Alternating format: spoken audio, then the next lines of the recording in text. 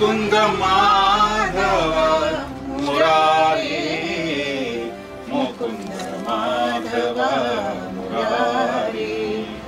ಓಂ ನಮೋ ನಾರಾಯಣ ಓಂ ನಮೋ ನಾರಾಯಣ ಓಂ ನಮೋ ನಾರಾಯಣ ಓಂ ನಮೋ ನಾರಾಯಣ ಓಂ ನಮೋ ನಾರಾಯಣ ಓಂ ನಮೋ ನಾರಾಯಣ ಓಂ ನಮೋ ನಾರಾಯಣ ಓಂ ನಮೋ ನಾರಾಯಣ. ಸಾಧು ಸಜ್ಜನರೋಳು ಇರುವುದೇ ಹಬ್ಬ, ಸಾಧು ಸಜ್ಜನರೋಳು ಇರುವುದೇ ಹಬ್ಬ, ವೇದಾಂತದ ಅರ್ಥವನ್ನು ತಿಳಿಯುವುದೇ ಹಬ್ಬ, ವೇದಾಂತದ ಅರ್ಥವನ್ನು ತಿಳಿಯುವುದೇ ಹಬ್ಬ, ಸಾಧು ಸಜ್ಜನರೋಳು ಇರುವುದೇ ಹಬ್ಬ, ಸಾಧು ಸಜ್ಜನರೋಳು ಇರುವುದೇ ಹಬ್ಬ.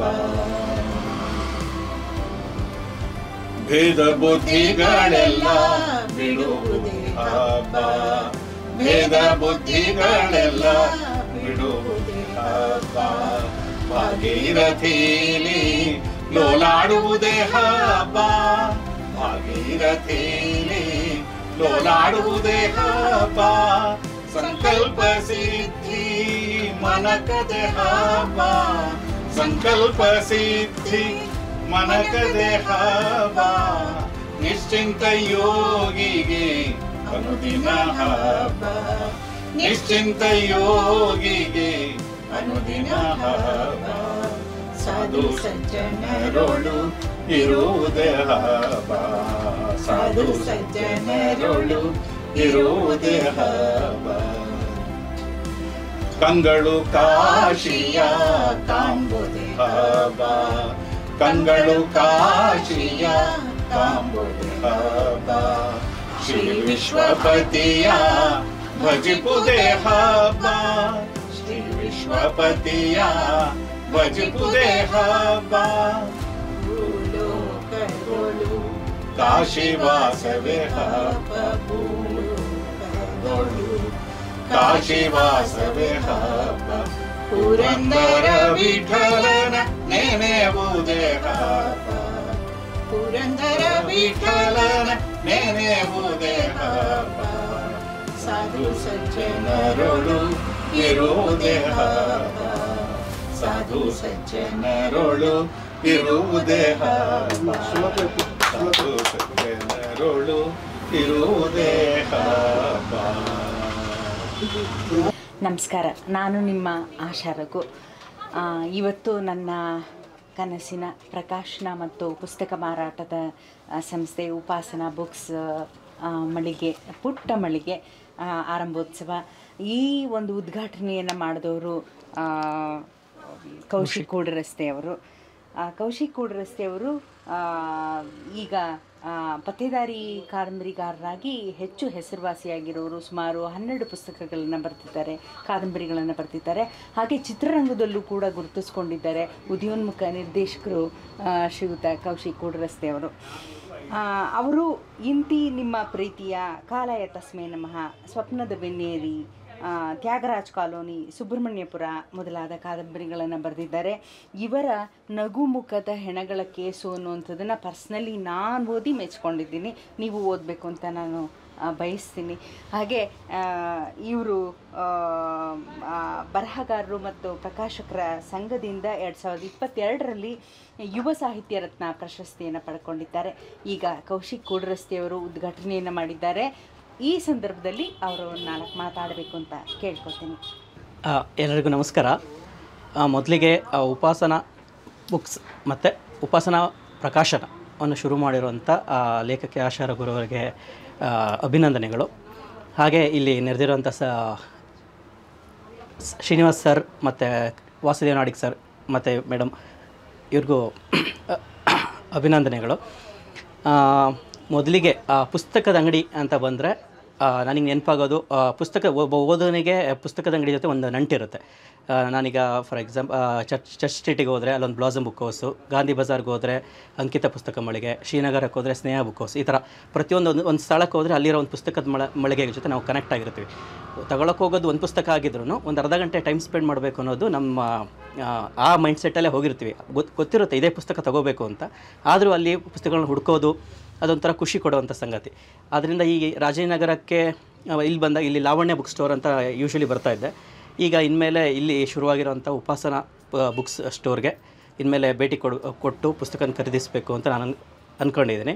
ಮತ್ತು ಇಲ್ಲಿ ಎಲ್ಲ ಥರದ ಪುಸ್ತಕಗಳು ಸಿಗೋವಂತಾಗಲಿ, ಹೊಸ ಲೇಖಕರಿಗೆ, ಯುವ ಲೇಖಕರಿಗೆ ಅವರಿಗೆ ಅವ್ರ ಬುಕ್ಸ್ ಡಿಸ್ಪ್ಲೇ ಆಗಬೇಕು ಅನ್ನೋದು ತುಂಬ ಆಸೆ ಇರುತ್ತೆ. ಈಗ ನನ್ನ ಸಪ್ನಾ ಬುಕ್ ಹೌಸಲ್ಲಿ ನನ್ನ ಫಸ್ಟ್ ಬುಕ್ಕು ನಂದು ಎಲ್ಲೋ ತೊಗೊಂಡೋಗಿ ಗೋಡನಲ್ಲಿ ಒಂದು ಸೈಡೆಲ್ಲ ಇಟ್ಟಿದ್ರು. ನಾನು ಆ ಬುಕ್ನ ತೊಗೊಂಡೋಗಿ ಕೇಳಿ ನೋಡ್ಬಿಟ್ಟು ಮತ್ತೆ ಅಲ್ಲೇ ಇಟ್ಟು ಡಿಸ್ಪ್ಲೇ ಆಗಲಿ ಅಂತ ನಾನು ನೋಡಿದವರಿಗೆ ಕಾಣಿಸ್ಲಿ ಅಂತ ಇಟ್ಟು ಬರ್ತಾಯಿದ್ದೆ ನಾನೇ. ಆ ಥರದ್ದೆಲ್ಲ ಮಾಡಿದ್ದು. ಈಗ ಸಪ್ರೇಟ್ ಯಾಕೆ ಇಟ್ಟಿದ್ದಾರೆ, ಬಟ್ ಸ್ಟಾರ್ಟಿಂಗ್ ಬರೆಯೋಕ್ಕೆ ಶುರು ಮಾಡೋರಿಗೆ ಅದೊಂಥರ ಖುಷಿ ಕೊಡುವಂಥ ಸಂಗತಿ. ಆ ಥರ ಇಲ್ಲಿ ಬುಕ್ಸ್ಗಳು ಡಿಸ್ಪ್ಲೇ ಆಗಲಿ.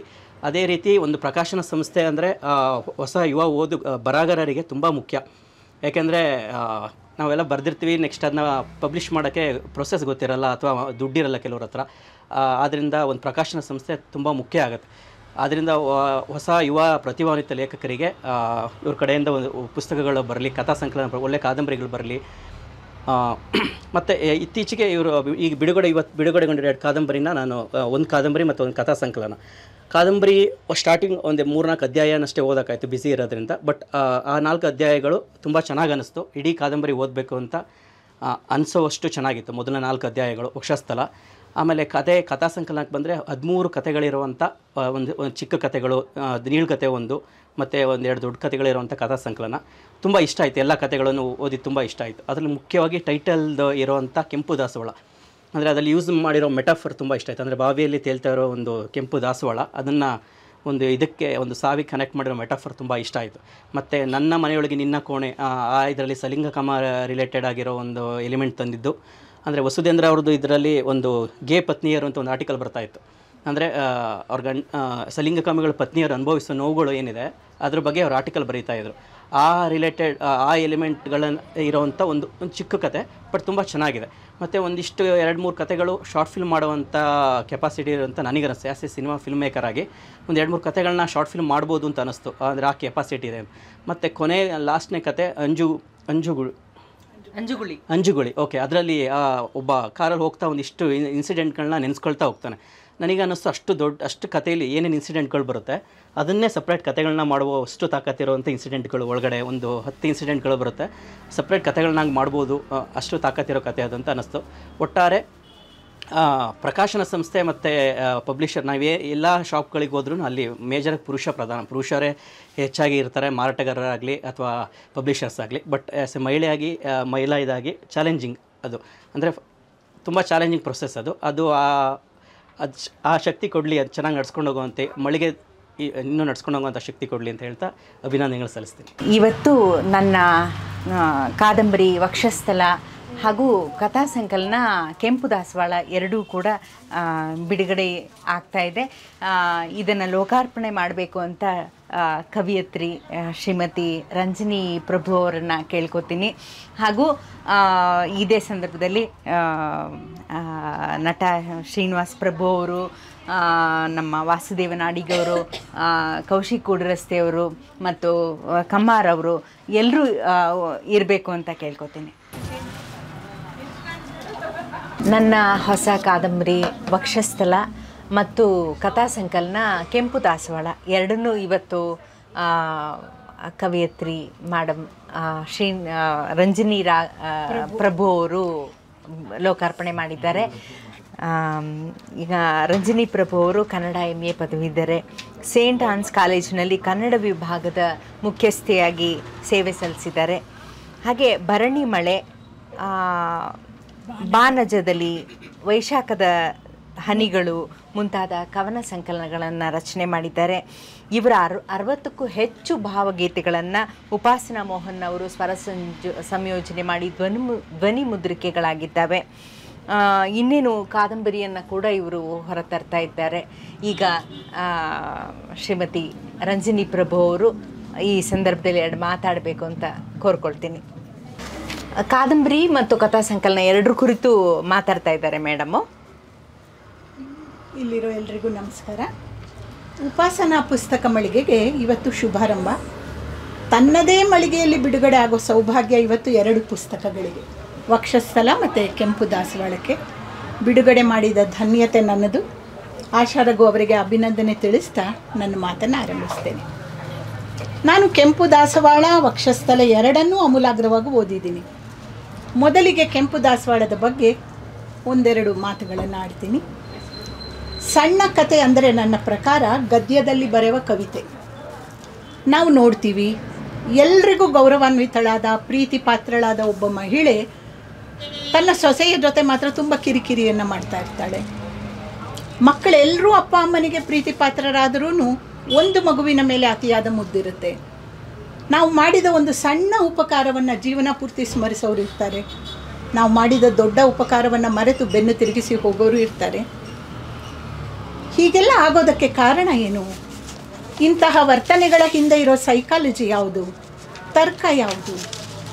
ಇಂತಹ ಬದುಕಿನ ಘಟನೆಗಳನ್ನು ಸೂಕ್ಷ್ಮವಾಗಿ ನೋಡಬಲ್ಲ ಕಣ್ಣು, ಆಡದೇ ಇರುವ ಮಾತುಗಳನ್ನು ಕೇಳಬಲ್ಲ ಕಿವಿ, ಮಿಡಿಯುವ ಮನಸ್ಸು, ಮೂಡುವ ಭಾವನೆ, ಭಾಷಾ ಸಂಪತ್ತು, ಇದು ಒಬ್ಬ ಶಕ್ತ ಕಥೆಗಾರನನ್ನು ರೂಪಿಸುತ್ತೆ.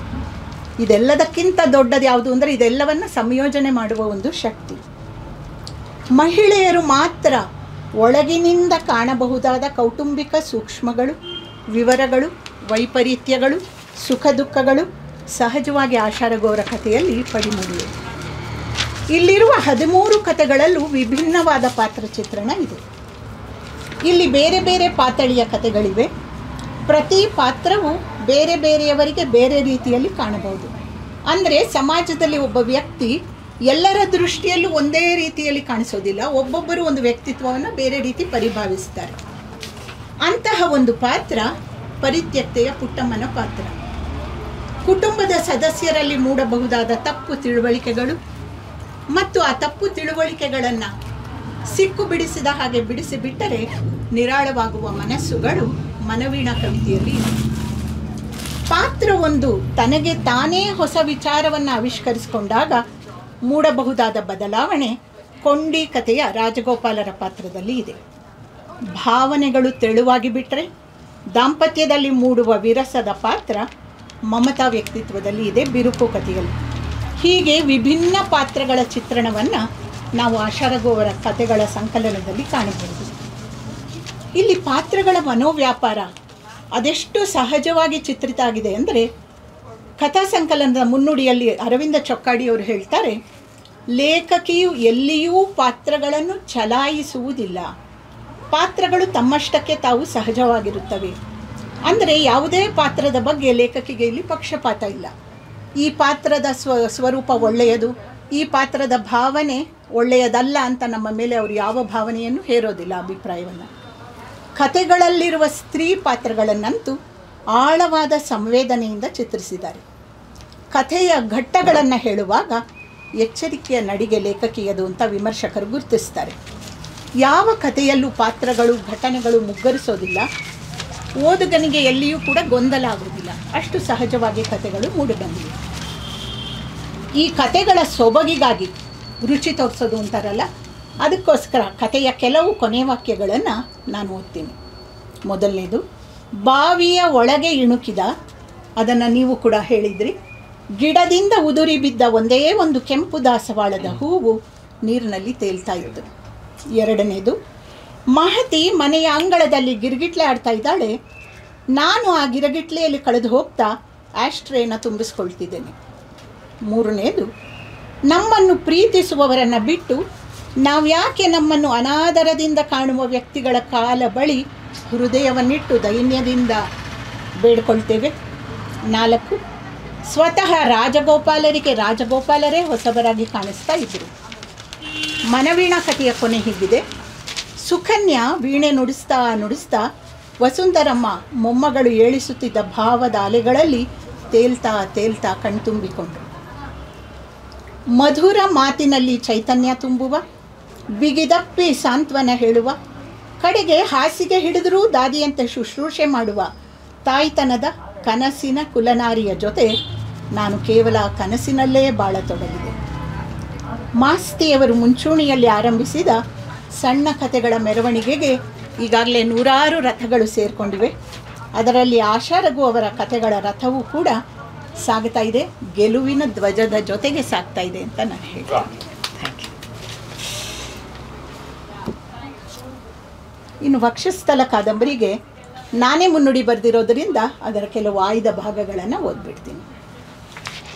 ಕನ್ನಡದ ಸುಪ್ರಸಿದ್ಧ ಲೇಖಕಿ ಆಶಾ ರಘು ಅವರ ಇತ್ತೀಚಿನ ಕಾದಂಬರಿ ವಕ್ಷಸ್ಥಲ ಓದಿ ಮುಗಿಸಿದ ಕೂಡಲೇ ನನಗೆ ನೆನಪಿಗೆ ಬಂದದ್ದು ಬೇಂದ್ರೆಯವರ ಸಖಿಗೀತದ ಸಾಲುಗಳು.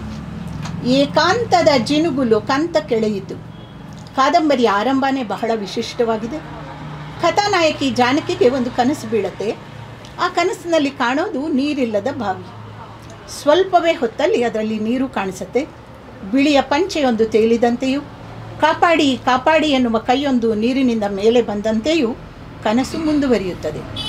ಹಾಗೆ ಕಾಪಾಡಿ ಎಂದ ಕೈ ಬೇರೆ ಯಾರದ್ದೂ ಅಲ್ಲ, ತನ್ನ ನಲ್ಲ, ತನ್ನ ಬದುಕು, ತನ್ನ ಸರ್ವಸ್ವ ಎಲ್ಲವೂ ಆದ ರಾಘವನದ್ದು ಅಂತ ಅನಿಸುತ್ತೆ. ಇಡೀ ಕಾದಂಬರಿಯಲ್ಲಿ ಒಂದು ಭಾವವನ್ನು ಪದೇ ಪದೇ ಸ್ಥಾಯಿ ಭಾವವಾಗಿ ನೋಡಬಹುದು. ಅದು ಯಾವುದು ಅಂದರೆ, ಹೇಗೆ ಲಕ್ಷ್ಮಿ ವಿಷ್ಣುವಿನ ವಕ್ಷಸ್ಥಲದಲ್ಲಿ ನೆಲೆಸಿದಾಳೋ ಹಾಗೆ ನಲ್ಲನ ಹೃದಯ ಮಂದಿರವೇ ಪ್ರಿಯತಮೆಯ ಆವಾಸ ಸ್ಥಾನ ಅನ್ನುವ ಭಾವ. ಇಲ್ಲಿ 3 ನೆಲೆಗಳಿವೆ ಕಾದಂಬರಿಯಲ್ಲಿ. ಒಂದು ಪೌರಾಣಿಕ ನೆಲೆ. ಪೌರಾಣಿಕ ನೆಲೆಯಲ್ಲಿ ಶ್ರೀನಿವಾಸ ಕಲ್ಯಾಣದ ಪ್ರಸ್ತಾಪ ಇದೆ. ಆಕಾಶರಾಜನ ಮಗಳಾಗಿ ಪದ್ಮಾವತಿ ಭೂಲೋಕದಲ್ಲಿ ಜನಿಸುವುದರಿಂದ ಹಿಡಿದು ಅವರಿಬ್ಬರ ಮಿಲನ, ವಿವಾಹದ ಕತೆ ಇದೆಲ್ಲವೂ ಬಹಳ ಸ್ವಾರಸ್ಯಕರವಾಗಿ ಇಲ್ಲಿದೆ. ಗೋಕುಲದ ರಾಧೇಶ್ಯಾಮರ ಪ್ರೇಮ, ಗೋಕುಲ ನಿರ್ಗಮನ, ರಾಧೆಯ ವಿರಹ, ರಾಧೆಯ ವೃದ್ಧಾಪ್ಯದಲ್ಲಿ ಅವರಿಬ್ಬರ ಕೊನೆಯ ಭೇಟಿ ಕೂಡ ಮನಸ್ಸಿಗೆ ಆಪ್ತವಾಗುವಂತೆ ಚಿತ್ರಿತವಾಗಿದೆ. ಈ ಕಾದಂಬರಿಯ 2ನೆಯ ನೆಲೆ ಐತಿಹಾಸಿಕ ನೆಲೆ. ತಾನು ಆರಾಧಿಸುವ ದೇವರಿಗೆ ತಾನೇ ಹೂಮಾಲೆಯಾಗಿ ಬಿಡುವ ಆಂಡಾಳ್ ಹಾಗೂ ಅವಳು ರಚಿಸಿದ ತಿರುಪ್ಪಾವೈ ಕಾವ್ಯದ ಕಥಾನಕ ಅತ್ಯಂತ ಆಕರ್ಷಕವಾಗಿ ಚಿತ್ರಿತವಾಗಿದೆ. ಗಿರಿಧರ ಸಖಿ ಮೀರಾಳ ಜೀವನಗಾಥೆ ಮತ್ತು ಕೃಷ್ಣನನ್ನ ಕುರಿತ ಅವಳ ಅಂತರಂಗದ ಆಲಾಪಗಳು ಲೇಖಕಿಯ ಭಾಷಾ ಸೌಂದರ್ಯವನ್ನು, ಪ್ರಬುದ್ಧತೆಯನ್ನು ಮನಗಾಣಿಸುತ್ತವೆ. ತನ್ನ ಪ್ರೀತಿಯ ಗೊಂಬೆ ಚೆಲುವ ನಾರಾಯಣನಲ್ಲಿಯೇ ಲೀನವಾಗುವ ನಾಚಿಯಾರಳ ಕತೆ, ದೇವರಿಗೆ ಅರ್ಪಿಸುವ ಮುತ್ತಿನ ಆರತಿಯ ಸೇವೆಯನ್ನೇ ಬದುಕಿನ ಗುರಿಯಾಗಿಸಿಕೊಂಡ ತರಿಕೊಂಡ ವೆಂಕಮಾಂಬಳ ಕತೆ ಕೂಡ ಬಹಳ ಸ್ವಾರಸ್ಯಕರವಾಗಿ ಇಲ್ಲಿ ಮೂಡಿದೆ. 3ನೆಯದು ವರ್ತಮಾನದ ನೆಲೆ. ಇಲ್ಲಿರುವುದು ಜಾನಕಿ ರಾಘವರ ಭೇಟಿ, ಅವರ ಬಾಂಧವ್ಯ, ಪ್ರೀತಿ, ವಿವಾಹ ಮತ್ತು ವಿರಹದ ಕತೆ. ಈ 3 ನೆಲೆಗಳಲ್ಲಿ ಪ್ರೇಮ ಮತ್ತು ಆರಾಧನೆಯ ಕಥೆಗಳು ಬೆಳೀತಾ ಹೋಗುತ್ತವೆ. ಈ ಕಥೆಯನ್ನು ನಾನಿಲ್ಲಿ ವಿಸ್ತಾರವಾಗಿ ಹೇಳೋದಿಲ್ಲ, ಏಕೆಂದರೆ ಕಾದಂಬರಿ ಓದುವವರಿಗೆ ಅದರ ಸೊಗಸು ಇರಲಿ ಅಂತ. ನನಗೆ ವಕ್ಷಸ್ಥಲ ಒಂದು ಮನೋವೈಜ್ಞಾನಿಕ ಕಾದಂಬರಿಯಾಗಿ ಕೂಡ ಕಾಣಿಸುತ್ತಿದೆ. ಮನುಷ್ಯನ ಸುಪ್ತ ಪ್ರಜ್ಞೆ ಮತ್ತು ಅರೆಸುಪ್ತ ಪ್ರಜ್ಞೆಗಳು ವ್ಯಕ್ತಿಯ ಮನಸ್ಸಿನ ಮೇಲೆ ಮೂಡಿಸುವ ಪರಿಣಾಮ ಕನಸುಗಳ ಮೂಲಕ ವ್ಯಕ್ತವಾಗುವುದನ್ನು ನಾವಿಲ್ಲಿ ಗಮನಿಸಬಹುದು. ಮನುಷ್ಯನ ಬಲ ಮೆದುಳು ಹೆಚ್ಚು ಸಕ್ರಿಯವಾಗಿ ಬದುಕಿನ ವಾಸ್ತವವನ್ನು ಒಪ್ಪಿಕೊಳ್ಳಲು ಅಸಮರ್ಥವಾದಾಗ ಏನಾಗಬಹುದು ಎನ್ನುವ ಸಮರ್ಥ ಚಿತ್ರಣ ನಾಯಕಿಯ ಪಾತ್ರದಲ್ಲಿ ಇಲ್ಲಿ ಸಿಗತ್ತೆ. ಮನುಷ್ಯ ಸಾಮಾನ್ಯವಾಗಿ ಜೀವನದ ಅತ್ಯಂತ ಕಟು ಕಹಿ ವಾಸ್ತವದ ಪರಿಸ್ಥಿತಿಯನ್ನು ಒಪ್ಪಿಕೊಳ್ಳೋದಕ್ಕೆ, ಸ್ವೀಕರಿಸೋದಕ್ಕೆ ಸಿದ್ಧ ಇಲ್ಲದಾಗ ಮನಸ್ಸು ಸಹಜವಾಗಿಯೇ ಪರ್ಯಾಯ ದಾರಿಗಳನ್ನು ಹುಡುಕೊಳ್ಳುತ್ತೆ. ಆದ್ದರಿಂದಲೇ ಜಾನಕಿ ಕೌಟುಂಬಿಕವಾದ ವಾಸ್ತವದ ನೆಲೆಗಟ್ಟನ್ನು ಬಿಟ್ಟು ಎತ್ತರವಾದ ಒಂದು ಬೇರೆಯೇ ನೆಲೆಗೆ ಹೋಗ್ತಾಳೆ. ಆ ಸ್ಥಳವೇ ತಿರುಪತಿಯ ಬೆಟ್ಟ. ಮತ್ತು ತನ್ನೆಲ್ಲ ನೋವಿನ ಭಾವನೆಗಳನ್ನು ಅವಳು ಬರವಣಿಗೆಯ ಮೂಲಕ ಹೊರಹಾಕೋದಕ್ಕೆ ಪ್ರಯತ್ನ ಪಡ್ತಾಳೆ. ಒಟ್ಟಿನಲ್ಲಿ ವಾಸ್ತವ, ಕಲ್ಪನೆ, ಅತೀಂದ್ರಿಯ, ದೈವಿಕ ಈ ಎಲ್ಲ ನೆಲೆಗಳ ಚಿತ್ರಣವನ್ನು ಏಕತ್ರಗೊಳಿಸಿ ಪ್ರತಿಮಾತ್ಮಕವಾಗಿ ಕಾದಂಬರಿಯನ್ನು ಕಟ್ಟಿಕೊಡುವಲ್ಲಿ ಲೇಖಕಿ ಆಶಾ ರಘು ಯಶಸ್ವಿಯಾಗಿದ್ದಾರೆ. ಸ್ವಾರಸ್ಯಕರವಾಗಿ ಕಥಾನಕ ಕಟ್ಟಿಕೊಡೋದರಲ್ಲಿ, ಭಾಷೆಯನ್ನು ಸಮರ್ಥ ವಾಹಕವಾಗಿಸುವಲ್ಲಿ ಆಶಾ ಅವರು ಸಿದ್ಧಹಸ್ತರು. ಜೀವನ, ಅದರ ಅರ್ಥ, ಪ್ರೇಮ, ವಿಯೋಗ, ಮಿಲನ, ಆತ್ಮ, ಪರಮಾತ್ಮ ಹೀಗೊಂದು ಮಾಯಾ ಜಗತ್ತನ್ನು ಅನನ್ಯವಾಗಿ ಸೃಷ್ಟಿಸಿರುವ ಈ ಕಾದಂಬರಿ ಓದುಗರ ವಕ್ಷಸ್ಥಲಕ್ಕೂ ಹತ್ತಿರವಾಗಲಿ, ಹೃದಯಕ್ಕೆ ಆತ್ಮೀಯವಾಗಲಿ ಅಂತ ನಾನು ಆಶಿಸ್ತೀನಿ. ಇಂತಹ ಒಂದು ಕಾದಂಬರಿಯನ್ನು ಓದೋದಕ್ಕೆ ಕೊಟ್ಟು ಮುನ್ನುಡಿ ಬರೆಯೋದಕ್ಕೆ ಅವಕಾಶ ಮಾಡಿಕೊಟ್ಟ ಆಶಾರಘು ಅವರ ವಿಶ್ವಾಸಕ್ಕೆ ನಮಿಸ್ತಾ ಈ ಪುಸ್ತಕ ಮಳಿಗೆ ತುಂಬ ಎತ್ತರೆತ್ತರಕ್ಕೆ ಬೆಳೀಲಿ, ಈ ಪುಟ್ಟ ಮಳಿಗೆ ದೊಡ್ಡ ವಿಸ್ತಾರವಾದ ಕಟ್ಟಡ ಆಗಲಿ ಅಂತ ನಾನು ಆಶಿಸ್ತಾ ನನ್ನ ಮಾತನ್ನು ಮುಗಿಸ್ತೀನಿ. ಇವತ್ತಿನ ಈ ಕಾರ್ಯಕ್ರಮಕ್ಕೆ ಮುಖ್ಯ ಅತಿಥಿಯಾಗಿ ಶ್ರೀ ವಾಸುದೇವ ನಾಡಿಗ ಅವರು ಬಂದಿದ್ದಾರೆ. ಇವರು ವೃತ್ತಿಯಲ್ಲಿ ಶಿಕ್ಷಕರು, ಪ್ರವೃತ್ತಿಯಲ್ಲಿ ಕವಿಗಳು, ಕಥೆಕಾರರು. ವೃಷಭಾಚಲದ ಕನಸು, ಹೊಸ್ತಿಲು ಹಿಮಾಲಯದ ಮಧ್ಯೆ, ವಿರಕ್ತರ ಬಟ್ಟೆಗಳು, ಭವದ ಹಕ್ಕಿ, ಅಲೆತಾಕಿದ ದಡ, ಅವನ ಕರವಸ್ತ್ರ ಮೊದಲಾದ ಕವನ ಸಂಕಲನಗಳನ್ನು ರಚನೆ ಮಾಡಿದ್ದಾರೆ. ಈ ಜನರು, ಈ ನರಕ, ಈ ಪುಳಕ, ಒಂದು ಡೈರಿಯ ಪರಿಮಳ ಮೊದಲಾದ ಕಥಾ ಸಂಕಲನಗಳನ್ನು ರಚನೆ ಮಾಡಿದ್ದಾರೆ. ಬೇಂದ್ರೆ ಅಡಿಗ ಕಾವ್ಯ ಪ್ರಶಸ್ತಿ, ಕಡೆಂಗೋಡ್ಲು ಶಂಕರಭಟ್ಟ ಕಾವ್ಯ ಪ್ರಶಸ್ತಿ, GSS ಕಾವ್ಯ ಪ್ರಶಸ್ತಿ, ಮುದ್ದಣ ಕಾವ್ಯ ಪ್ರಶಸ್ತಿ, ಸೂರಂ ಎಕ್ಕುಂಡಿ ಕಾವ್ಯ ಪ್ರಶಸ್ತಿ, ಬೆರಗು ಕಥಾ ಪ್ರಶಸ್ತಿ ಮೊದಲಾದ ಪ್ರಶಸ್ತಿಗಳಿಗೆ ಭಾಜನರಾಗಿದ್ದಾರೆ. ಈಗ ಇವರು ಈ ಸಂದರ್ಭದಲ್ಲಿ ಎರಡು ಮಾತಾಡಬೇಕು ಅಂತ ಕೋರ್ಕೊಳ್ತೀನಿ. ಪ್ರೀತಿಯ ಶ್ರೀನಿವಾಸ ಪ್ರಭು ಸರ್ ಅವರೇ, ರಂಜಿತಾ ಮೇಡಮ್, ರಂಜಿನಿ ಪ್ರಭು ಮೇಡಮ್ರವರೇ, ಆಶಾ ಮೇಡಮ್ ಮತ್ತು ಕೌಶಿಕ್ ಮತ್ತು ಇಲ್ಲಿರುವಂಥ ಎಲ್ಲ ನನ್ನ ಸ್ನೇಹಿತರೆ, ಇದೊಂಥರ ಡಬಲ್ ಆ್ಯಕ್ಟಿಂಗ್ ಕೆಲಸ ಅನಿಸುತ್ತೆ. ಮುಂಚೆ ಹೇಳಿದ್ದು ಪುಸ್ತಕ ಬಗ್ಗೆ ಮಾತಾಡಿ ಅಂತ, ಇಲ್ಲಿ ಮುಖ್ಯ ಅತಿಥಿಗಳ ಭಾಷಣ ಅಂತ ಹೇಳ್ತಾ ಇದ್ದಾರೆ. ಹಾಗಾಗಿ ಸ್ವಲ್ಪ ಕನ್ಫ್ಯೂಷನ್, ಅಂದರೆ ಆ ತಮಾಷೆ ಕನ್ಫ್ಯೂಷನ್, ಅದು ಸೀರಿಯಸ್ ಕನ್ಫ್ಯೂಷನ್ ಅಲ್ಲ. ಚಿಕ್ಕ ಅಂಗಡಿ, ಸಣ್ಣ ಮಳಿಗೆ, ನಿಂತ್ಕೊಳ್ಳೋ ಜಾಗ ಇಲ್ಲ, ಏನು ಮಾಡೋದು ಎತ್ತ ಅಂತೆಲ್ಲ ಬೆಳಗ್ಗೆಲ್ಲ ಸುಮಾರು ಪ್ರಶ್ನೆ ಕೇಳಿದ್ರು ಆಶಾ ಅವರು. ಜಾಗ ಚಿಕ್ಕದು ದೊಡ್ಡದು ಅಡಿ ಲೆಕ್ಕ ಪ್ರಶ್ನೆ ಬರಲ್ಲ, ವ್ಯಕ್ತಿ ಯಾರು ಭಾಳ ಮುಖ್ಯ ಆಗ್ತಾರೆ. ನಾವು ಎಲ್ಲಿ ಹೋಗ್ತಿದ್ದೀವಿ ಮತ್ತು ಯಾವ ವ್ಯಕ್ತಿ ಜೊತೆಗೆ ನಾವು ಸಂಗತಿಯನ್ನು ಬಯಸ್ತಿದ್ದೀವಿ, ನಾವು ಅಲ್ಲಿ ನಡೀತಕ್ಕಂಥ ಕೆಲಸ ಏನು, ಅದು ಭಾಳ ಮುಖ್ಯ ಆಗುತ್ತೆ. ದೊಡ್ಡ ದೊಡ್ಡ ಸ್ಟೇಜ್ಗಳಲ್ಲಿ ಅರ್ಥವೇದಂಥ ಕಾರ್ಯಕ್ರಮಗಳಿಗಿಂತಲೂ ಸಣ್ಣ ಸಣ್ಣ ಜಾಗಗಳಲ್ಲಿ ಅರ್ಥಪೂರ್ಣ ಕಾರ್ಯಕ್ರಮ ನನಗೆ ಭಾಳ ಮೌಲಿಕ ಅನಿಸುತ್ತೆ ಸ್ನೇಹಿತರೆ. ಒಂದು ದಿನಕ್ಕೆ ನಾನು 30,000 ಬಾಡಿಗೆ ಕೊಟ್ಟೆ, 40,000 ಬಾಡಿಗೆ ಕೊಟ್ಟೆ ನಾನು ಆ ಮಳಿಗೆಗೆ, ಆ ಒಂದು ವೇದಿಕೆಗೆ. ಸಿಕ್ಕಂತಹ ಔಟ್ಪುಟ್ ಏನು ಅಂತ ಪ್ರಶ್ನೆ ಮಾಡಿದಾಗ ನಮ್ಮ ಆತ್ಮಸಾಕ್ಷಿ ನಾವು ಕೇಳ್ಕೋಬೇಕಾಗತ್ತೆ. ಅಲ್ಲಿ ಬಂದವರು ಎಷ್ಟು ಜನ ನನ್ನ ಎದೆನ ತಾಕಿದ್ರು, ನನಗೆ ಸ್ಪಂದಿಸಿದರು, ನನ್ನನ್ನು ಅರ್ಥ ಮಾಡಿಕೊಂಡ್ರು, ಅಥವಾ ಒಂದು ಕಾಫಿ ಟೀ ಕುಡ್ಕೊಂಡು ಸಿಯು ಅಂತ ಹೋದ್ರೆ ಪ್ರಶ್ನೆ ಹುಟ್ಕೋತಾರೆ. ಸಾಹಿತ್ಯದ ಕಾರ್ಯಕ್ರಮ ಅನ್ನೋದು ಒಂದು ಫ್ಯಾಷನ್ನೇ ಆಗಿರುವಂತಹ ಈ ಕಾಲಮಾನದಲ್ಲಿ ಸಾಹಿತ್ಯ ಅನ್ನೋದು ಒಂದು ಪ್ಯಾಷನ್ ಆದಾಗ ಇಂಥ ಕೆಲಸಗಳಾಗ್ತವೆ. ನನ್ನ ಪ್ರಕಾರ ಸಾಹಿತ್ಯ ಪ್ಯಾಷನ್ ಆಗಬೇಕು. ಆವರ್ತ ಗತ ಅನ್ನುವಂಥ ಕಾದಂಬರಿ ನನಗೆ ಇವತ್ತು ಕೂಡ ಯುನಿಕ್ ಕಾದಂಬರಿಗಳು. ಕನ್ನಡ ಸಾಹಿತ್ಯದಲ್ಲಿ ಅದನ್ನು ಸೇರಿಸ್ಬೇಕು, ಅದನ್ನು ಆ ಪಟ್ಟಿನಲ್ಲಿ ಪರಂಪರೆಯಲ್ಲಿ ಸೇರಿಸ್ಬೇಕಂತ ಒಂದು ಕಾದಂಬರಿ ಅನಿಸುತ್ತೆ. ಫೋನ್ ಮಾಡಿದಗಳು ಕೂಡ ಆವರ್ತನೇ ನೆನಪಾಯಿತು ನನಗೆ, ಆಶಾ ನೆನಪಾಗಲೇ ಇಲ್ಲ ನನಗೆ, ಆವರ್ತ ಅಂದ್ಬಿಟ್ಟೆ ನಾನು. ಸೊ ಎರಡು ಕೂಡ ಅದು ಬೇರೆ ಮಾತು. ಪ್ರೀತಿಯ ಸ್ನೇಹಿತರೆ, ರೀಲ್ಸ್ಗಳ ಜಗತ್ತಿನಲ್ಲಿ, ನಮ್ಮನ್ನು ನಾಶ ಮಾಡೋಕ್ಕೆ ಹುಟ್ಕೊಂಡಂತಹ ರೀಲ್ಸ್ಗಳ ಜಗತ್ತಿನಲ್ಲಿ ಒಂದು ಪುಸ್ತಕ ಅಂಗಡಿ ಆರಂಭ ಆಗ್ತಾಯಿದೆ. 4 ಜನ ಸಹೃದಯರು ಇಲ್ಲಿ ಸೇರಿದ್ದೇವೆ ಅಂತಂದರೆ ಅದು ರೀಲ್ಸ್ ಜಗತ್ತಿನಲ್ಲಿ ಅದು ಅನ್ಯಗ್ರಹ ಜೀವಿಯ ನಮ್ಗೆ ಕಾಣಿಸುತ್ತೆ. ರೀಲ್ಸ್ ಲೋಕದವರಿಗೆ ಅದು ಅನ್ಯಗ್ರಹ ಜೀವಿಗಳ ಚಟುವಟಿಕೆ ಅನಿಸುತ್ತೆ. ಭಾಳ ಅಪರೂಪವಂತಹ ಒಂದು ಮನೋಭಾವಗಳು ಇದ್ದಾರೆ. ಬೆಳಗ್ಗೆ ಮಾತಾಡಿದ್ವಿ, ಇದ್ದಾರೆ, ಆ ಥರ ಅಂತಲ್ಲ. ಆದರೆ ನಮ್ಮ ಯುವಕರು ಎಲ್ಲಿ ಸಾಕ್ತಾ ಇದ್ದಾರೆ ಕೌಶಿಕ್, ಎಲ್ಲಿ ಅವರು ಹೋಗ್ತಾ ಇದ್ದಾರೆ? ವಕ್ಷಸ್ಥಲ ಅನ್ನೋ ಪುಸ್ತಕ ತೆಗೆದು ನೋಡುವಂತಹ ಪ್ರತಿಶತ ಶೇಕಡ 20 ಇದ್ದಾಗ ತಕ್ಷಣ ನನ್ನ ಕಣ್ಣು ಮೊಬೈಲ್ ಕಡೆ ಹೋಗುತ್ತೆ. ನನ್ನ ಆಯ್ಕೆ ಯಾವುದು, ರೀಲ್ಸೋ ಅಥವಾ ವಕ್ಷಸ್ಥಲನೋ? ಕೆಂಪು ದಾಸವಾಳ ಓದಬೇಕಾದ್ರೆ ಒಂದು 4 ಪುಟ ಓದಿರ್ತೇನೆ, ತಕ್ಷಣ ನನ್ನ ಮನಸ್ಸು ರೀಲ್ಸ್ ಕಡೆ ಹೋಗುತ್ತೆ. ನನ್ನ ಆಯ್ಕೆ ಯಾವುದು? ಪ್ರಶ್ನೆ ಹುಟ್ಟುತ್ತೆ. ಭಾಳ ಟ್ರಾನ್ಸ್ಪರೆಂಟಾಗಿ ಮಾತಾಡ್ತೀನಿ ನಾನು, ಯಾವುದೇ ಮುಚ್ಚುಮರೆನೂ ಇಲ್ದಂಗೆ ನಾನು ನೇರವಾಗಿ ಮಾತಾಡ್ತೀನಿ.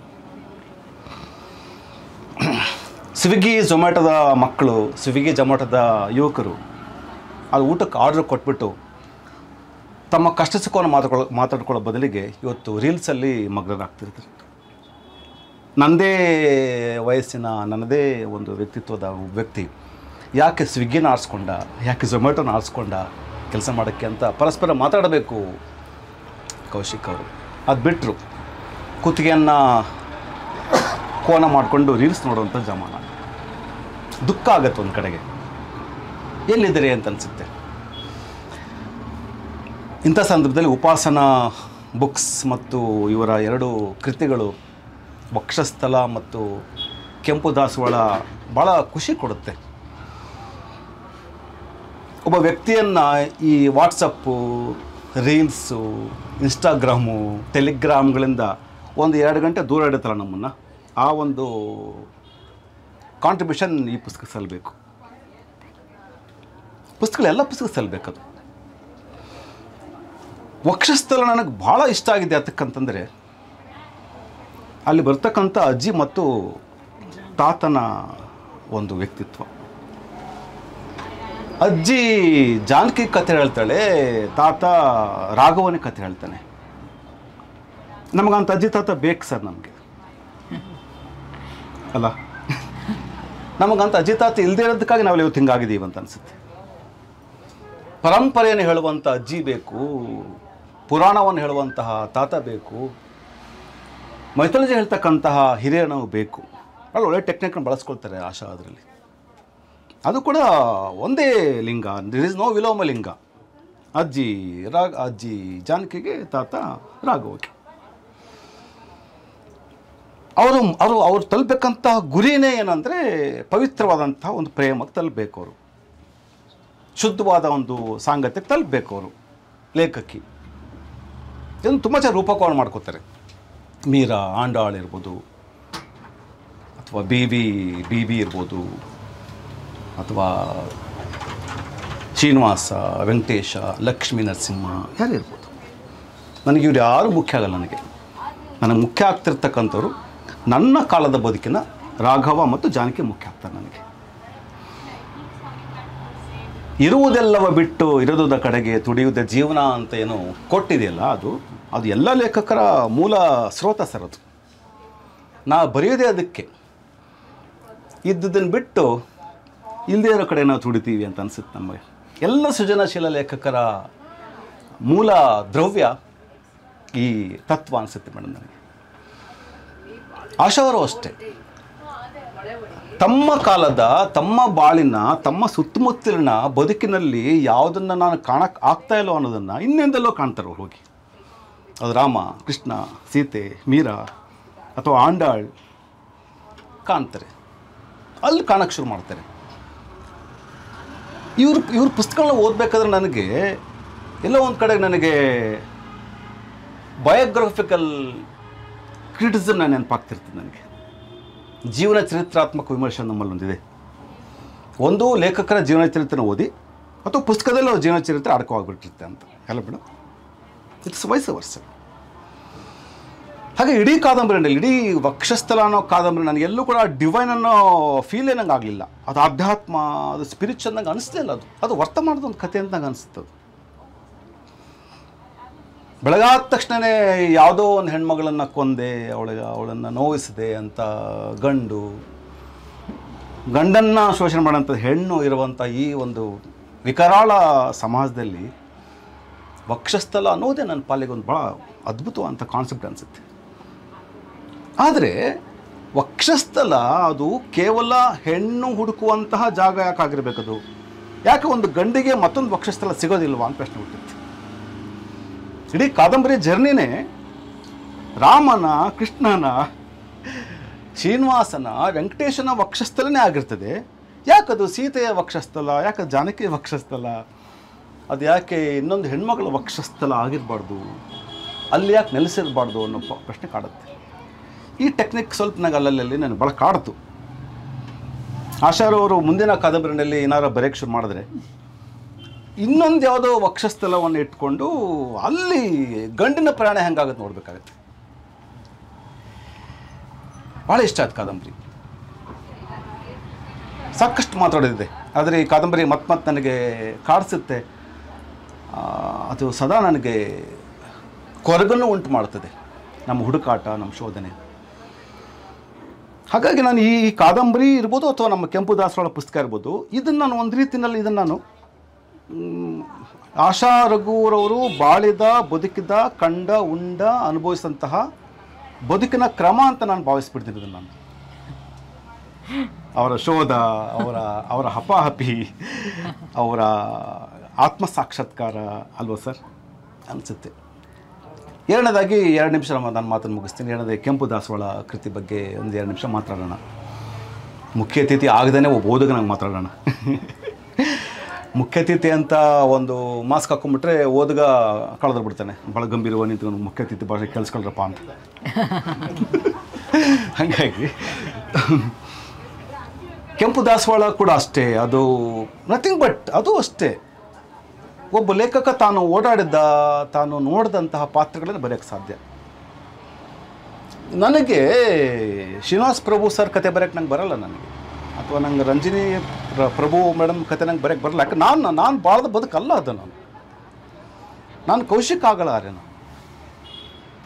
ನೀನು ರವಿಚಂದ್ರನ್ ಆಗಲಾರೆ, ಅದು ನನ್ನ ಬದುಕಲ್ಲ. ಅದು ಯಾವ ಲೇಖಕ ತನ್ನ ಬದುಕನ್ನು ತುಂಬ ಚೆನ್ನಾಗಿ ಹಿಡ್ಕೊಡ್ತಾರೋ ಅವರು ಭಾಳ ಒಳ್ಳೆಯ ಪ್ರಾಮಾಣಿಕ ಬರಹಗಾರ ಅಂತ ಅನಿಸುತ್ತೆ. ಈ ನಿಟ್ಟಿನಲ್ಲಿ ಆಶಾ ರಘು ತುಂಬ ಪ್ರಾಮಾಣಿಕ, very prompt, she is very prompt. ನೋಡಪ್ಪ ಹಿಂಗಿದೆ ಹಿಂಗೆ ಕತೆ ಮುಗಿದಷ್ಟೆ, ಇಷ್ಟಿಲ್ಲ ನನ್ನ ಕತೆ ಹಿಂಗಿದೆ, ಇಲ್ಲ ಅಲ್ಲೇನೋ ಉಪ್ಪು ಹುಳಿ ಮಸಾಲೆ ಎಲ್ಲ ಹುಡ್ಕೋಕ್ಕೆ ಹೋಗಬೇಡಿ. ಬೆಸ್ಟ್ ಕತೆ ಅಂದರೆ ಭಾಳ ಒಳ್ಳೆಯ, ನಂಗೆ ಸದಾ ನಾನು ನೆನೆಸ್ಕೊಳ್ತಕ್ಕಂಥ ಕತೆ ಅಂದರೆ ಅದರಲ್ಲಿ ನನಗೆ ಪರಿತ್ಯಕ್ತೆ ಕತೆ, ಪುಟ್ಟಮ್ಮ ಪಾತ್ರ. ಓ ಮೈ ಗಾಡ್, ಅದನ್ನು ಈ ಜನ್ರೇಷನ್ ಮಕ್ಕಳು ಓದಬೇಕಾಗತ್ತೆನ. ಸದಾ ಪರ್ಫ್ಯೂಮ್ ಬಳದುಕೊಳ್ಳುವ, ಸದಾ ಇನ್ನೊಂದು ಯಾವುದೋ ಆರ್ಟಿಫಿಷಿಯಲ್ ಪರಿಮಳಕ್ಕೆ ಹಾತೊರೆಯುವಂತಹ ಪುಟ್ಟಮ್ಮನನ್ನು ಕಾಣಬೇಕು. ಪುಟ್ಟಮ್ಮನ ಚೋಟದ ಜೇಡೆ, ಅವಳ ಬೇಲಿ ಮೇಲೆ ನಾವು ಬಿಡ್ತಕ್ಕಂತಹ ಹೂವನ್ನೇ ಮುಡ್ಕೋತಾ ಇರ್ತಾಳೆ ಅವಳು. ಮೈಯೆಲ್ಲ ದುರ್ಗಂಧ ಅಂತಲ್ಲ, ದುರ್ಗಂಧಕ್ಕೆ ಕಾರಣಕ್ಕಾಗಿ ಗಂಡ ಹೆಂಡತಿನ ಬಿಟ್ಟ ಅನ್ನೋದೇ ದೊಡ್ಡ ಪ್ರಶ್ನೆ. ಆ ಪ್ರಶ್ನೆ ಅಲ್ಲಿ ಬೇರೆನೇ ಸಮಸ್ಯೆ ಇದೆ ಅಲ್ಲಿ ನನ್ನ ಪ್ರಕಾರ. ಅದೆಲ್ಲ ವಿವಾಹೇತರ ಅಥವಾ ದಾಂಪತ್ಯದ ಬೇರೆ ಬೇರೆ ಸಮಸ್ಯೆಗಳು ಮೇಡಮ್ ಕಾಣಿಸ್ತಾರೆ ನಮಗಲ್ಲಿ. ಭಾಳ ಬ್ಯೂಟಿಫುಲ್ ಕತೆ. ಅಲ್ಲಿ ಬರ್ತಕ್ಕಂಥ ಅನೇಕ ಪಾತ್ರಗಳಿದ್ದಾವೆ. ಘನಶ್ಯಾಮ ಪಾತ್ರ ಬರ್ತದೆ. ಘನಶ್ಯಾಮ ಯಾರು, ಘನಶ್ಯಾಮನ ನಡವಳಿಕೆಯೇನು, ಅವರ ಮಾತುಕತೆಗಳೇನೇನು, ಭಾಳ ಬ್ಯೂಟಿಫುಲ್ ಅಂತಹ ಕತೆ ನಾವು ಬರ್ತದೆ. ಹಾಗಾಗಿ ಇಂಥ ಅನೇಕ ಕಥೆಗಳನ್ನ ಓದಿದಾಗ, ಅಥವಾ ನಮ್ಮ ಇನ್ನೊಂದು ಕಥೆ ಇದೆ, ಭಾಳ ಚೆನ್ನಾಗಿ ಕತೆ ಇದೆ, ಮುಸುಕು ಅಂಥದ್ದು ಕತೆ ಇದೆ. ಅಪ್ಪನ ಮುಖ ನೋಡ್ಕೊಂಡು ಹೋಗ್ತಕ್ಕಂಥ ಒಬ್ಬ ಹೀರೋನ ಕತೆ ಇದು, ಮುಸುಕು. ಜೊತೆಗೆ ಕೆಂಪು ದಾಸವಾಳ ಕತೆ ಅಂತೂ ಬಿಡಿ, ನನಗೆ ಅದೇ ಹೇಳ್ಬೇಕು ಅಂದ್ಕೊಂಡೆ, ಮರ್ತ್ಬಿಟ್ಟೆ ಅದು ನನ್ನ ವಿಷಯನ. ಆಶಾ ಅವರು ಕಾದಂಬರಿಗಾಗೋ ವಸ್ತುವನ್ನು ಕಥೆಯಲ್ಲಿ ಬರೀತಾರೆ, ಕಥೆ ಆಗೋ ವಸ್ತುನ ಕಾದಂಬರಿ ಬರೆದ್ಬಿಡ್ತಾರೆ ಅವರು. ಈ ಕೆಂಪು ದಾಸವಾಳ ಒಂದು ಒಳ್ಳೆ ಕತೆ ಒಂದು ಒಳ್ಳೆ ಕಾದಂಬರಿ ಆಗತ್ತೆ ಮನಸ್ಸು ಮಾಡಿದ್ರೆ.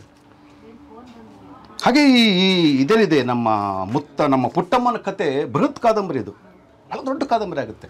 ಪಣಿಯಮ್ಮ ಥರ ಅಥವಾ ವೈದೇಹಿಯವರ ಯಾವುದೋ ಒಂದು ಅಕ್ಕಚ್ಚು ಅನ್ನೋ ಕತೆ ಥರ ಬೇರೆ ಬೇರೆ ದೊಡ್ಡ ಮೊತ್ತದ ಒಂದು ಕೃತಿ ಆಗ್ತಕ್ಕಂಥ ಕತೆಗಳನ್ನು ಆಶಾರವರು ಕಾದಂಬರಿಯಾಗಿ ಬಳಸ್ಕೊತಾರೆ. ಸಣ್ಣ ಕಥೆನ ಕಾದಂಬರಿಯಾಗಿ ಬಳಸ್ಕೊತಾರೆ, ಕಾದಂಬರಿ ಸಣ್ಣ ಕತೆ ಬಳಸ್ಕೊಬಿಡ್ತಾರೆ. ಬಹುಶಃ ಅದೆಲ್ಲ ಇವೆಲ್ಲ ಭಾಳ ಎಕ್ಸಸೈಸ್, ಇವೆಲ್ಲ ಹೋಮ್ವರ್ಕ್ ಅನ್ಸುತ್ತೆ ನನಗೆ ಇವೆಲ್ಲ ಕೂಡ. ಕೊನೆ ಮಾತಾಡಿ ನಾನು ಮಾತನ್ನು ಮುಗಿಸ್ತೀನಿ. ಸ್ನೇಹಿತರೆ, ಕನ್ನಡದಲ್ಲಿ ನನ್ನ ಪ್ರಕಾರ 2 ಥರದ ಕಥೆಗಾರರಿರೋದು. ಒಂದು ಕಥೆಯನ್ನು ಸಹಜವಾಗಿ ಹೇಳಿ ಸಹಜವಾಗಿ ಬದುಕುವಂತಹ ಕಥೆಗಾರರು, ಮತ್ತೊಂದು ಟೆಕ್ನಿಕ್ಗಾಗಿ ಕಥೆಗಳನ್ನು ಬರೆದು ಓದುಗರನ್ನು ಹಿಂಸೆ ಕೊಡುವಂಥ ಲೇಖಕರು. ಓದುಗರನ್ನು ಹಿಂಸೆ ಕೊಡುವಂಥ ಲೇಖಕರು ನಮಗೆ ಸದ್ಯ ಬೇಡ. ನಮಗೆ ತಂತ್ರಕ್ಕಾಗಿಯೇ ಕತೆ ಬರೆಯುವವರು, ಸ್ಪರ್ಧೆಗಳಿಗಾಗಿಯೇ ಕಥೆಯನ್ನು ಬರೆಯುವವರು ನಮಗೆ ಬೇಡ.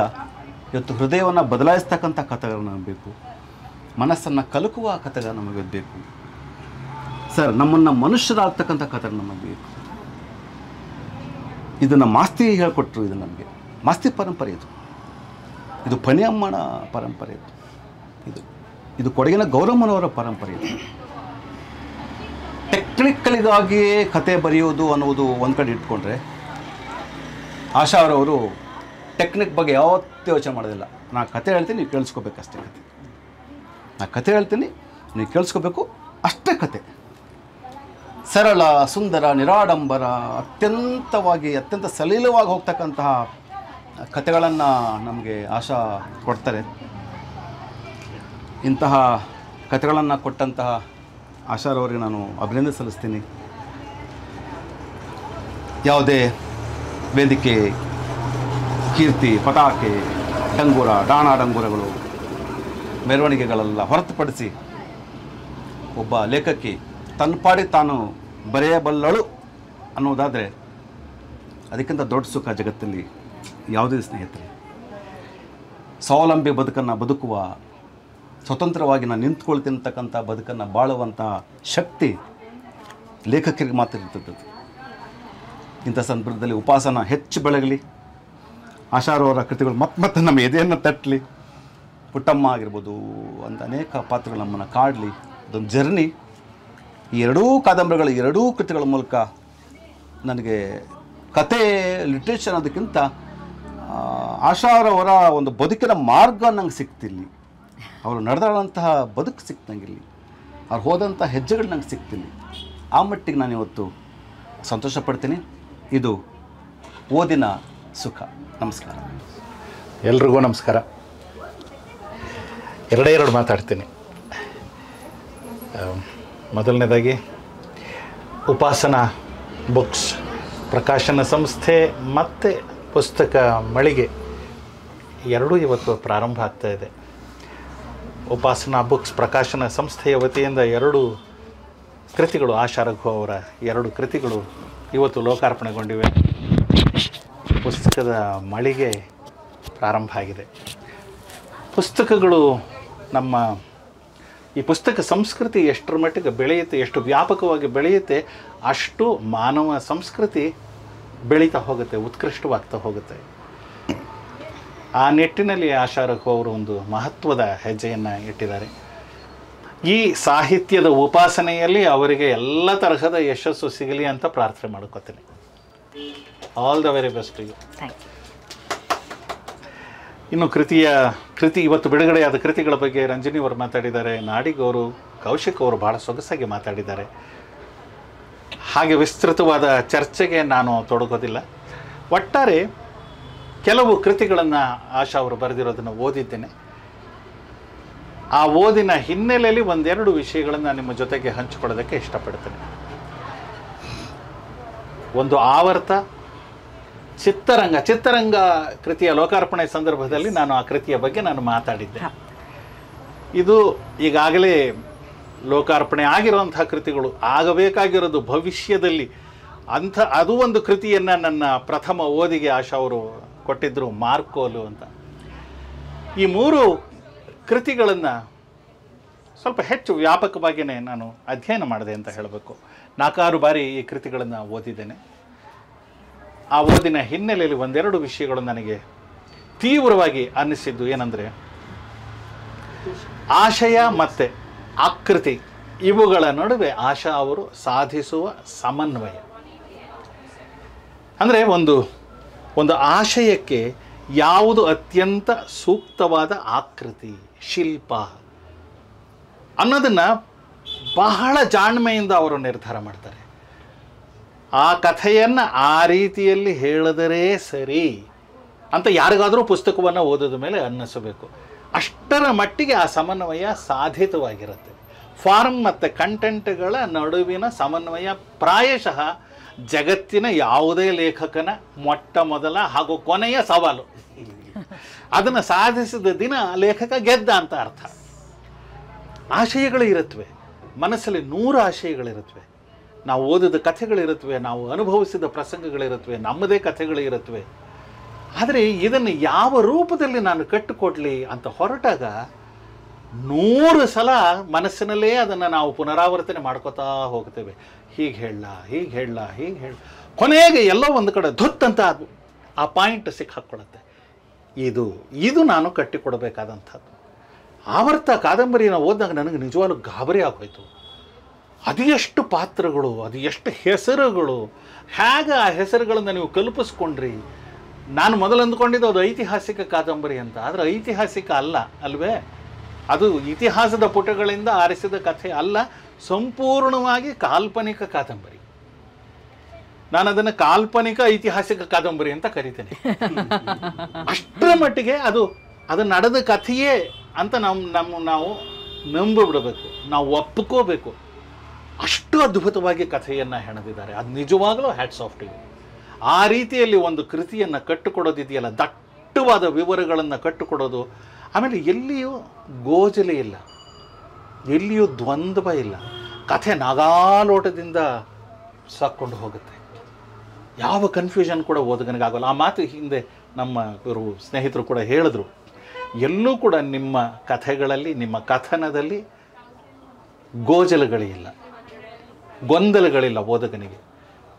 ಆವರ್ತದಲ್ಲಂತೂ ಅದು ಎಷ್ಟು ಪಾತ್ರಗಳು, ಅದು ಎಷ್ಟು ಘಟನೆಗಳು, ಅದು ಹೇಗೆ ಅದನ್ನು ನೀವು ಪರಿಭಾವಿಸಿದ್ರಿ ಅನ್ನೋದೇ ನಿಜವಾಗಲೂ ಸೋಜಿಗದ ಸಂಗತಿ. ಒಂದು ಮೇರು ಕೃತಿ ಆವರ್ತ.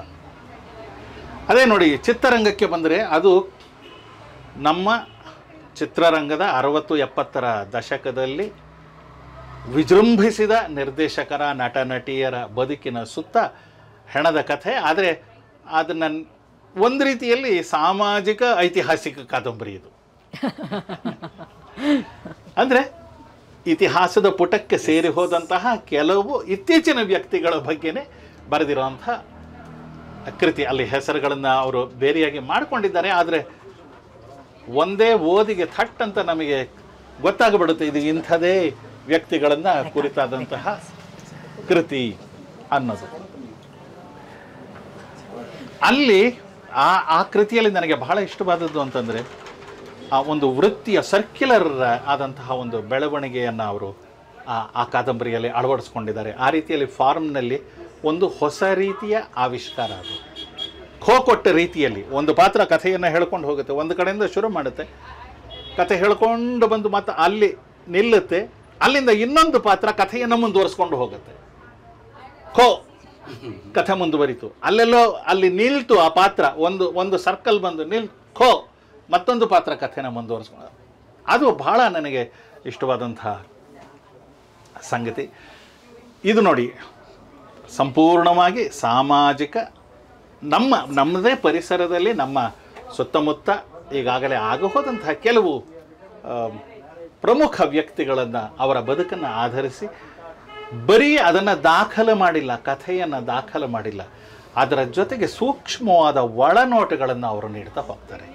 ಒಂದು ಕಥೆಯನ್ನು ಹೇಳೋದಷ್ಟೇ ಕಥೆಗಾರನ ಕೆಲಸವಲ್ಲ, ಕಥೆಯನ್ನು ಹೇಳ್ತಾನೇ ನಮ್ಮ ಪ್ರಜ್ಞೆಯನ್ನು ತಟ್ಟಿ ಎಚ್ಚರಿಸೋ ಕೆಲಸವನ್ನು ಕೂಡ ಸೂಕ್ಷ್ಮವಾಗಿ.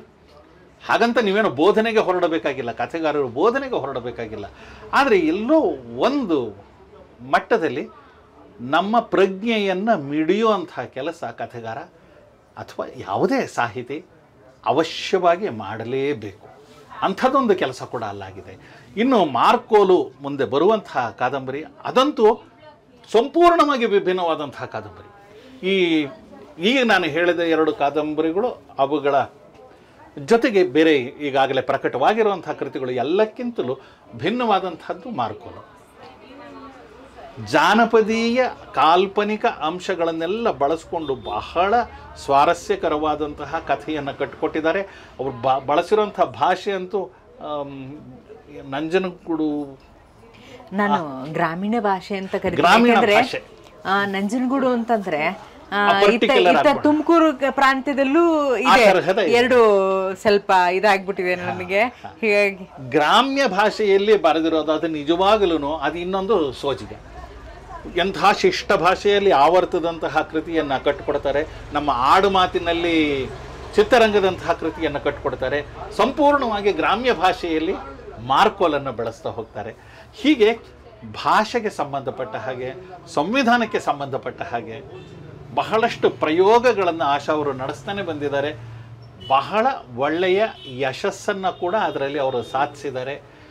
ಈ ಪ್ರಯತ್ನಗಳು ಹೀಗೆ ಮುಂದುವರಿಲಿ, ಇನ್ನಷ್ಟು ಸಾರ್ಥಕವಾದ ಕೃತಿಗಳು ಅವರಿಂದ ಹೊರಗೆ ಬರಲಿ ಅಂತ ಆಶಿಸ್ತಾ ಅವರ ಈ ಎಲ್ಲ ಸಾಹಸಗಳಿಗೆ ಶುಭವನ್ನು ಹಾರೈಸ್ತಾ ನನ್ನ ಮಾತನ್ನು ಮುಗಿಸ್ತೀನಿ. ನಮಸ್ಕಾರ.